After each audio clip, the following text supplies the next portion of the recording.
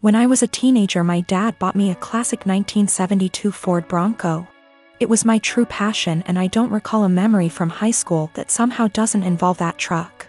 Plus, my dad and I would spend hours and hours working on it together, and we went through that especially father/son rough patch. When I was teenager, it was always that Bronco that brought us back together.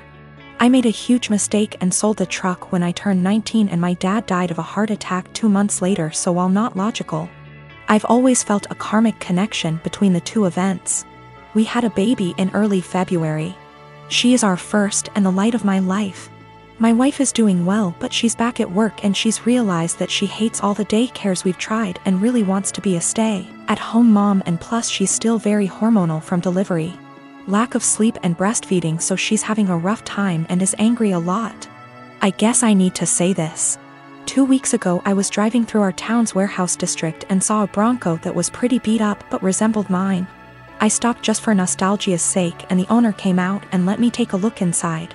My dad and I had glued a wheat penny under the dash as sort of security measure, so I just sort of checked, and goddamned if it wasn't my Bronco. I asked him if he'd ever consider selling it. He said actually someone was on I-25 as we spoke from Colorado to buy it for $21,000. I freaked out and asked him if I could buy it right then and there for $23,000. He said if I could come up with the cash, yes. I had been procrastinating setting up a 529, so I had $12,000 in savings that my wife's parents had given us. I maxed out my credit card to Venmo, and my mom bought down a check for $4,000, and I drove away in my old car. It was like a dream come true.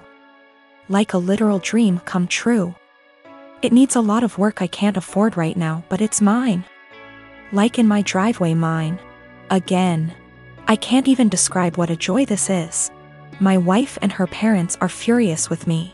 They feel I was deceptive, that a real man would have sacrificed anything and everything so my wife could go stay at home with his kids, and that's setting aside that they gave us the money for a college fund. My point is, my daughter is only 6 months old. We have 18 years to set up a college fund of her. But this Bronco means everything to me, and if I wouldn't have acted, it would have been gone forever. Now it can be that same connection between me and my kids. To me, it's the literal meaning of happiness. I talked with my mom, and she is basically going to buy the Bronco from me in order to refill the college fund and pay off the credit card. The $4,000 will be a gift, and she's going to give me whatever I need to restore it.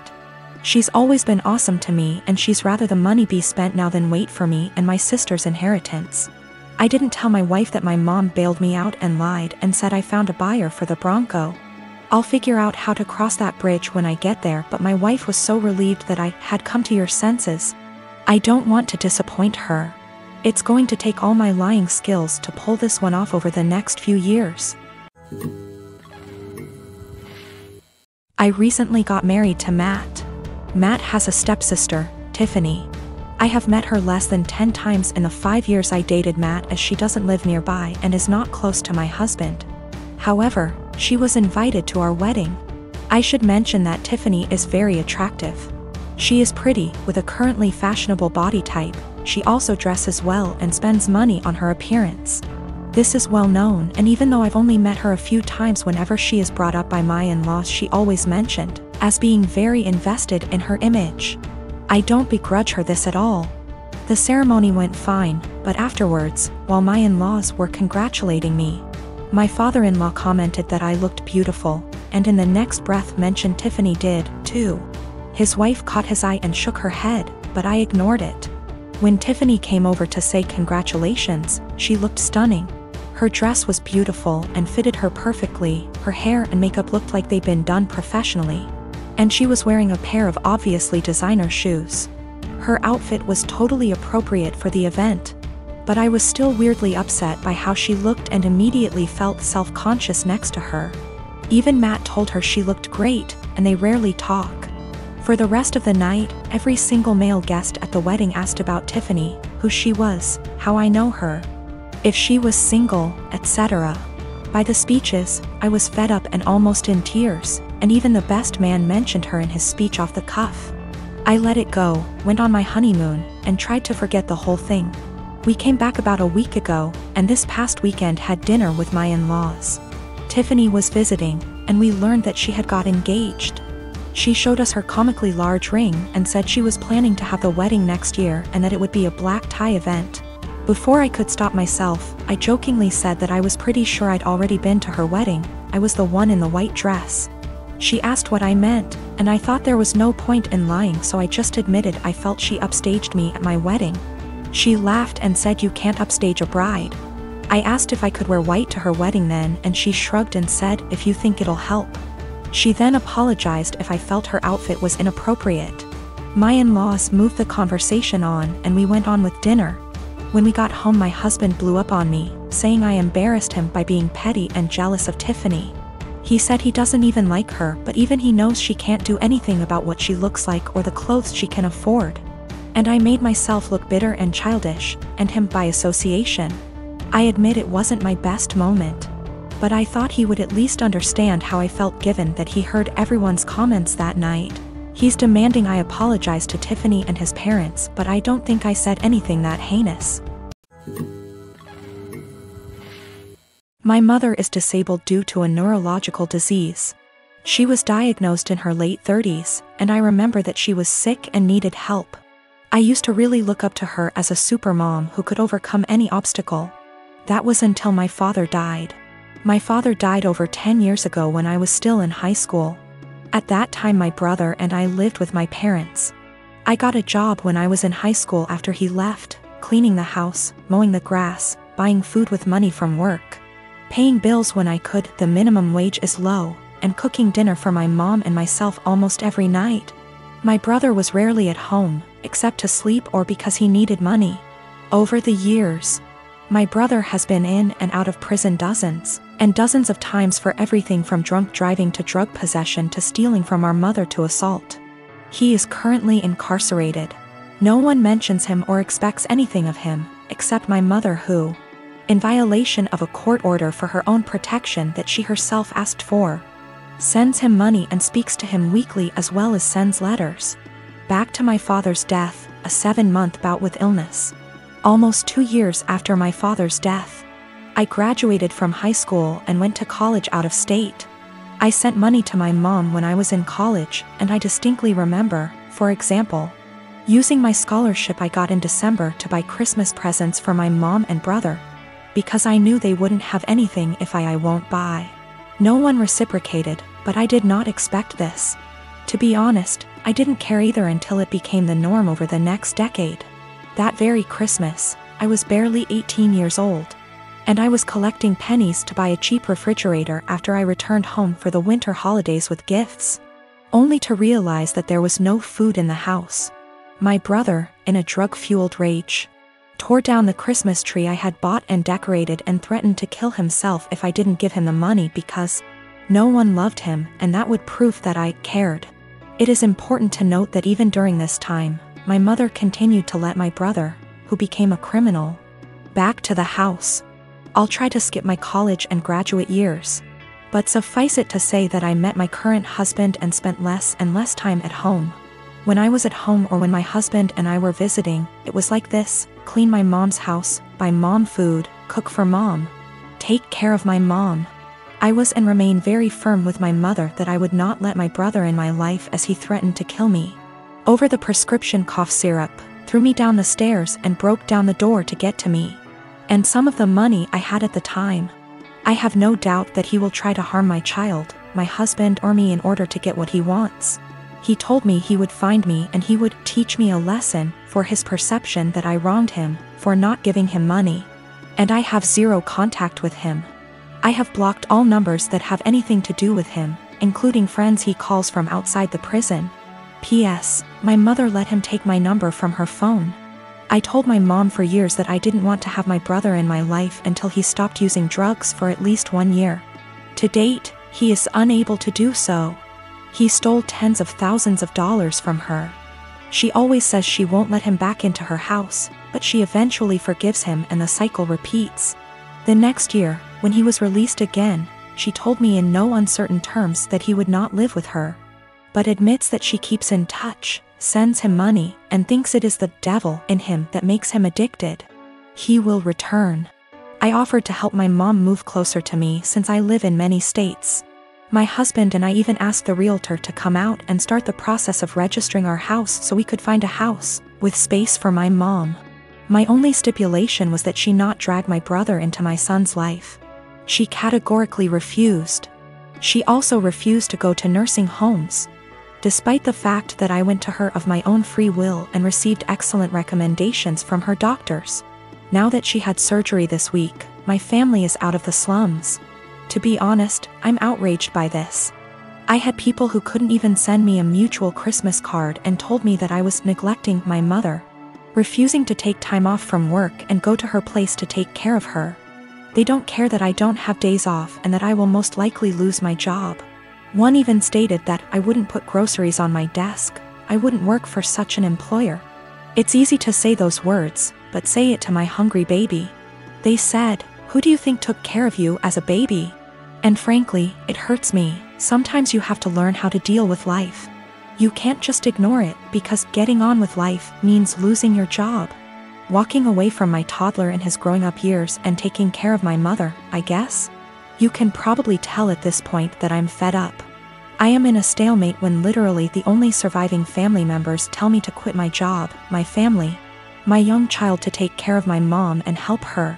They also refuse to give a timeline, saying it will be as long as she needs it. I am expected to take care of her 24 hours a day, 7 days a week, no questions asked. I also feel strongly that they resent my mother for asking them to do me a service. Even though I have explained many times that I offered her to stay with us and have the operation here, at no cost to her, mind you. And she refused. In response, they tell me that she has the right to be close to her friends. I also tried to explain that by bowing to her at every call. They give her an opportunity, but they don't want to hear it. They don't seem to hear me when I try to explain that. For example, helping her get out of the physical therapy room a week and a half before her doctor's recommendation gives her an opportunity, and ultimately hurts her independence.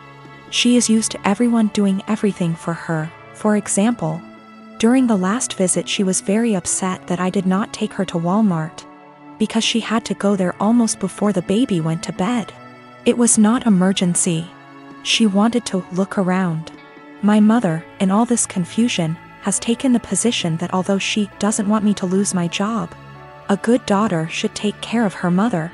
Frankly, I am very hostile to this statement, because my mother did not call me on my birthday before my father died. I tried to build some kind of relationship with my son. I always try to chat with them or talk on the phone. And in the last 12 years I can count on the fingers of one hand how many times she called me just to tell me about me, or my son, or ask how we are doing. If she does call, there is always an ulterior motive, money for my brother or for her because she gave my brother everything. I'm on the edge. I can't work full-time, take care of my family, and expect to hear several times a week how bad a person I am for refusing to give up everything I've worked so hard to take care of mine, mother. No matter what, I love my mom. My husband and his family saw it unfold and several people remarked, "Why are you even trying?" Meaning trying to schedule calls so she can talk / see my son. I invited her to my house earlier this month, scheduled plane tickets, airport assistance, etc. Just to watch her play on her phone or spend time playing with the dog instead of reading a book to my little one who just wanted her attention. Today, as if the last straw was needed, I called to check on her and she stated that she was going home against the doctor's orders because her dog needed her, because the dog was sick. First, he has a very minor skin condition that is almost 100% cured thanks to her friend giving him a prescribed ointment. Secondly, my little one got sick this week, meaning he didn't go to kindergarten for 3 days. And even after I told her about it, she never called to find out how he was. Just like she never called to check on him when he came down with the flu last year, or when he had a mysterious week and a half illness earlier this year that resulted in 4 doctor visits and a temperature of 104 degrees. I can't take it anymore. I am literally writing this as a last resort. My husband tells me not to talk to anyone. That's the whole family I have left except for one paternal aunt, because he sees me cry when hurtful comments and guilt come into play. He sees me trying to hide it from my child. But then I feel like I'm giving them what they want, right? Look at little Miss Potato, such a bad person and so inept at dealing with life, she just chose to ignore us all. But I can't defend myself all day in front of extended family members whom I've seen for over 10 years. And in some cases over 2 decades. Nothing I say will ever be good enough. I was told in no uncertain terms that I was a terrible person because I refused to leave my husband and young child and move across the county to take care of my mother. Postscript: I am not subject to the FMLA. My employer is not large enough and there is no comparable law in my state. I have 1 day of vacation left due to my son getting sick earlier this year. My husband gets almost 3 times as many days off, so took many more days to take care of him. In general, I do not want to lose my job or look for another one. It's a good job, it's just limited to a small company. She refused to move in with me. Either my husband and I are building a mother-in-law, or we are moving to a bigger house. Any aid agency or nursing home. She hesitates about allowing housework, but contradicts herself on the matter, telling me that Susie can help her if she needs anything, or that she has friends she can call, or, more often than not, she does well and can take care of herself. She wants help, but only when she wants it and only on her own terms. She told me that she would not end her relationship with my brother. I managed to get her to agree to a consultation after my brother attacked her, stole her car and pawned all her appliances. She moved to a domestic violence shelter but declined to press charges. This happened when I was 7 months pregnant, and when I refused to drive 20+ hours in a car. I was told essentially the same thing that I am being accused of now. She justifies my brother's behavior. He hooked up with the devil and he can't leave him. I've talked to the Adult Protective Services counselors and it all comes down to the fact that she's an adult. She can make her own decisions. Her doctors, although they seem to agree that she may need help taking care of herself, refuse to state that she is unable to take care of herself. My boyfriend and I have been together for 2 years now. Every year at the end of summer, my boyfriend's family has a beach trip. They have a cute cottage that they go to visit a few times a year. Last year I was unable to join, but this year I was able to make it. I've met his family before many times and we get along well, so I was looking forward to it. While I was packing, I was sure to include nicer dresses in case we went out and even included a more modest bikini than I would usually wear. This one is still a bikini, but is full coverage unlike my others. I know his family can be a little more conservative, so I kept that in mind when packing. I even went over everything I packed with my boyfriend. On the trip was my BF and I, his younger brother, his older brother, his sister-in-law, and his parents. The first day went by really well. Our flight didn't have any issues. We unpacked, got settled, and all went out for dinner. The next day we had planned to go out on the boat. So I put on my bikini and had a cover up. No one said anything to me as we were leaving, or even when we were on the boat. I spent the whole day in my bikini without a single comment. It wasn't until that night I realized people had an issue with it. We were all drinking on the boat, with the exception of my BF's sister-in-law because she's pregnant. And we continued drinking when we got back. So after dinner, we were all pretty wasted. When we were talking about our time on the boat, my BF's dad made a comment about how everyone was staring at me because of my slutty bikini. I was embarrassed and just laughed it off, but then everyone else chimed in to comment on it. His mom laughed and said it was fine, that she would wear nothing if she were young again. But then his younger brother said that I basically was wearing nothing. I defended myself and said it was the most conservative suit I had. And then his older brother said that it didn't leave anything to the imagination. And that if he were single he would have tried to steal me away. That comment made me pretty uncomfortable, and I could tell it made his wife uncomfortable too. I asked if she would wear bikinis on the trip and my BF's dad interrupted and said that she did, but it was different. My BF just laughed along with all of this, didn't even see anything wrong with it. When I told him to say something, he said that I did look like I was trying to get dick down. Well, that comment was the last straw. I went to our room. I wanted to leave early after all that. But we only had a few days, so I just pushed it in the back of my mind and kept to myself the rest of our trip. I know they were just joking, but what they said really bothered me and made me feel uncomfortable. I'm not sure why my BF doesn't get that. He just keeps saying that they were joking around. But it obviously wasn't very funny to me, so now he's saying I ruined the trip by moping around the rest of the time.